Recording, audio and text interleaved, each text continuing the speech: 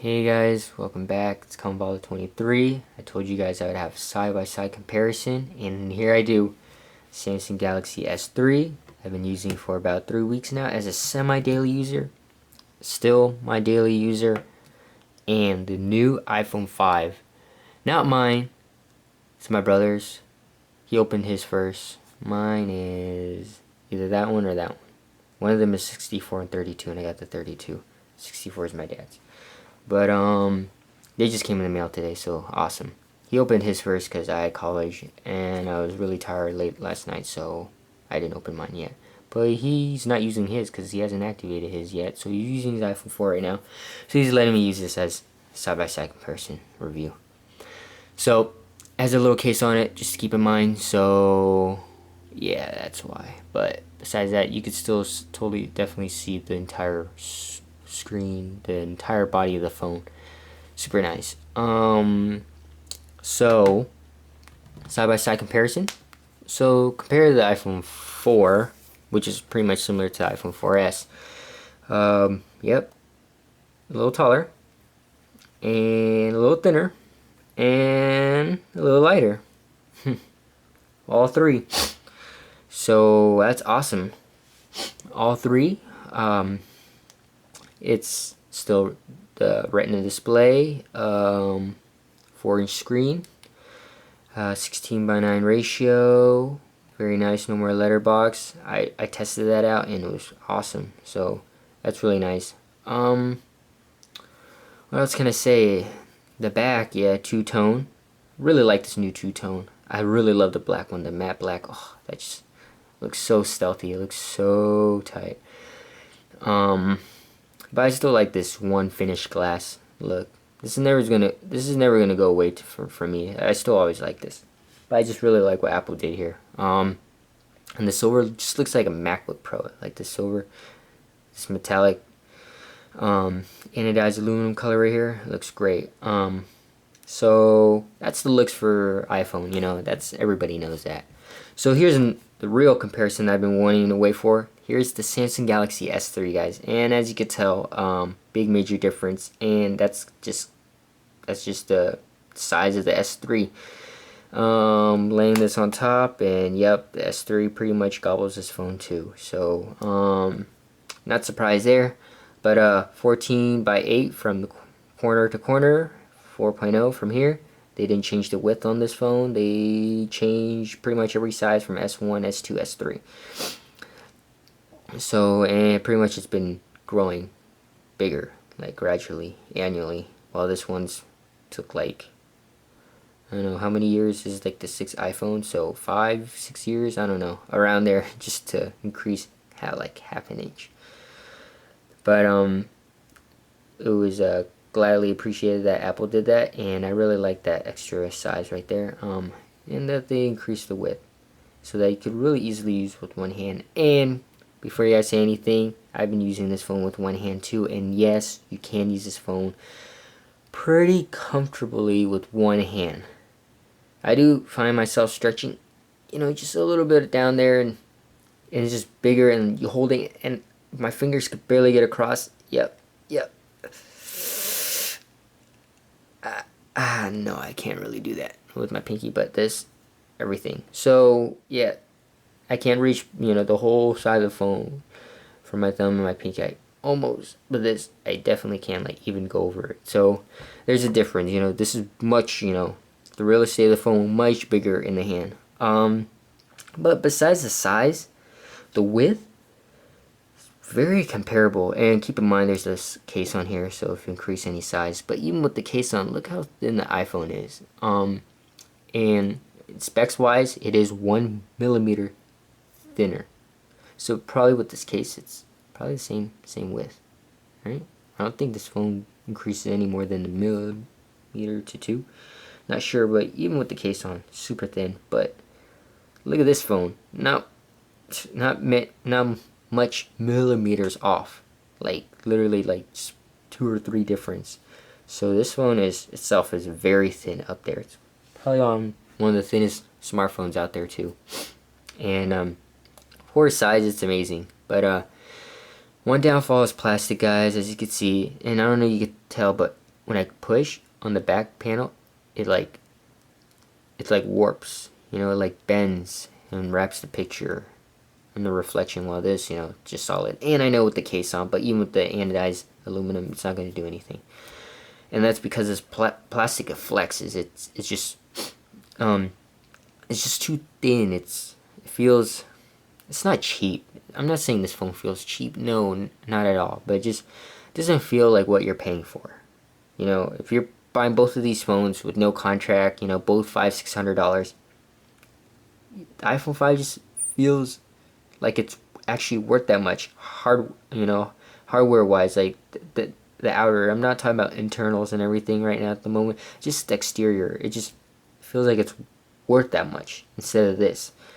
But they both use Gorilla Glass. You know, besides that, there's some different cameras in the middle, both 8 megapixel. The iPhone 5, I find it take better pictures, better colors, and better low light situations. But this thing was super fast. Like, I know they both pretty much have no shutter lag, but this thing was like click, and it just every time I click, takes a picture. And it works just well too in that viewfinder on that huge screen. Just makes it easy. But they're both great. Stabilization control though, this thing rules. Both record well. Autofocus, this thing focuses a little faster too. That's, to be honest, it's just a little quicker. Just when on moving objects or when you're on video, it just snaps on the zoom a little quicker, slightly more than this. So not much too big difference, but if you want to catch that moment, maybe a car passed by or something, and you want that quick focus, yeah, I'll have to give it to iPhone 5. But besides that, both great call quality. If any of you guys, you know, still think about that stuff nowadays. But I still call my phone because that's what I need it for, not just the text and web browse. So yeah, that was important to me, and they both work extremely well. Battery life, wow, this thing battery life is awesome, hands down. Just used it and didn't even worry about battery life. Didn't matter if I was on internet, video, you know, calling, texting. This thing, I wasn't ever worried about battery life dying. Not that it didn't die, but just lasted long. Maybe because the huge phone, and even with the huge screen, the bigger the battery, you know, the longer it'll last. So in this one,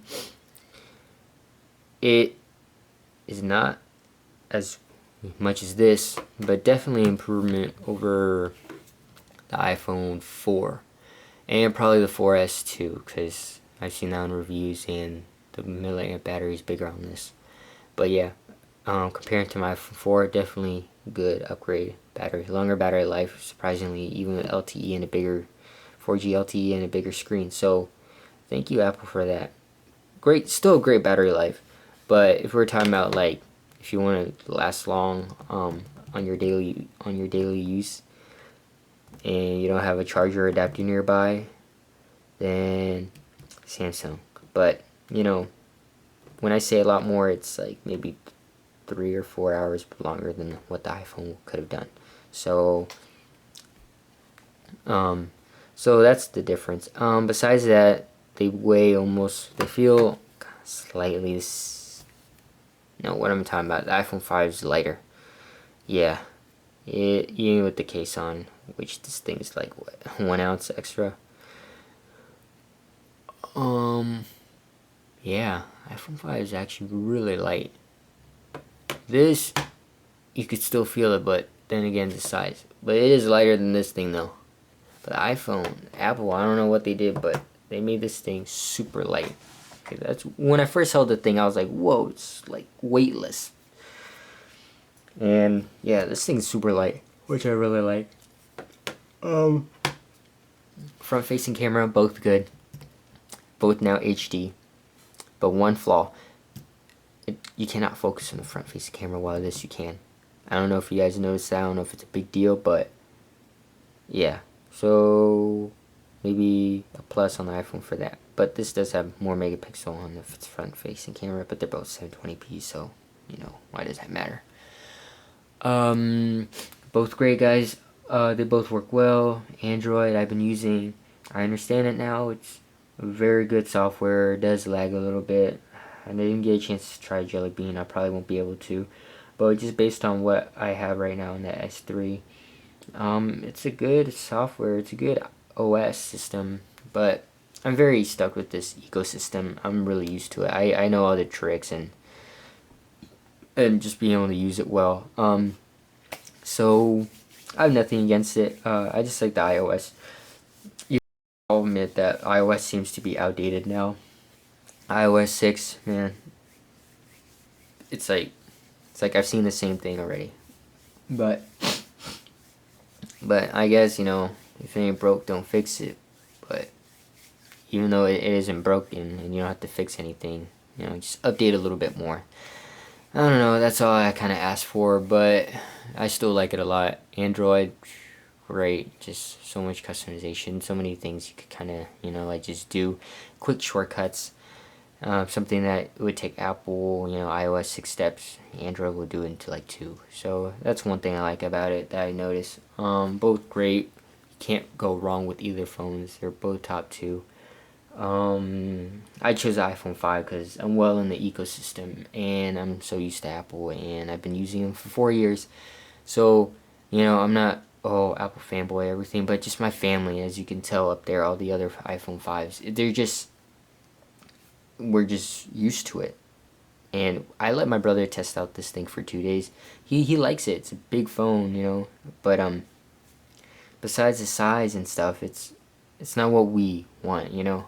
And each phone's for everybody, but nothing wrong with the S3 at all. It's a great phone. I probably miss using Android once in a while when I'm like, oh, I remember using it. I remember, you know, having that large screen. But it's just the things that they have, you know, it's what you're used to or what you want. And for me, I just feel that iOS just works better for me.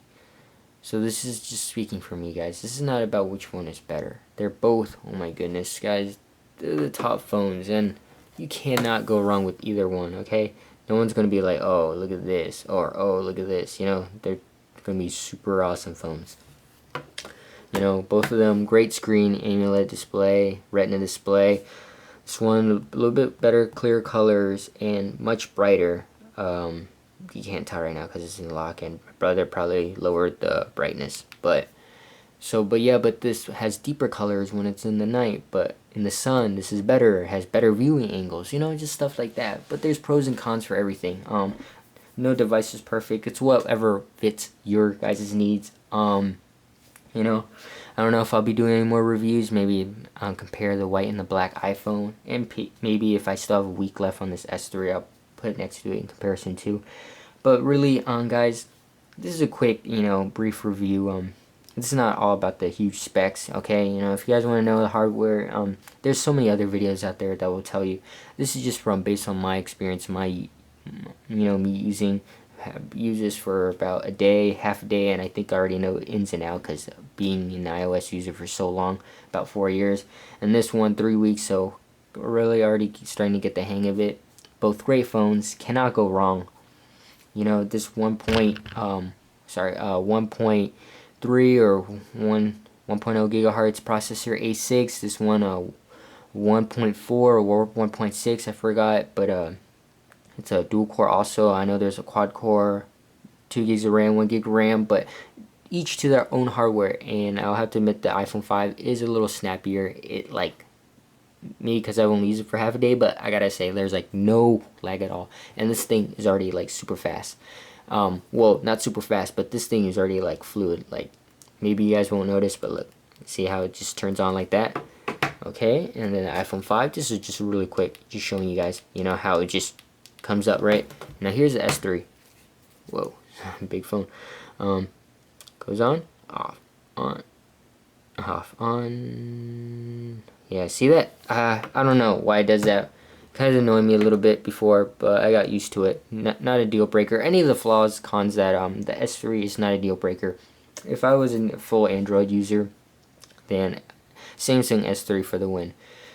So guys, that's all. Sorry, maybe I talk a little bit too much, but this is the side-by-side comparison, really, you know, with my daily user, semi-daily user for the last 3 weeks, and testing out what it's all about the S3, the Android devices, and the new iPhone 5. So I'll be opening mine pretty soon after this video. Can't wait. I'm gonna open it. It's black, and yeah. Thank you for watching, guys. Like, comment, subscribe. If you have anything that you guys want to know, more comparisons, you know, I have the phone here still. I have all the phones, and if you want to compare, you know, more about Apple iPhone 5 or the Samsung Galaxy S3, just let me know, guys. Thank you for watching, and catch you guys later. Peace.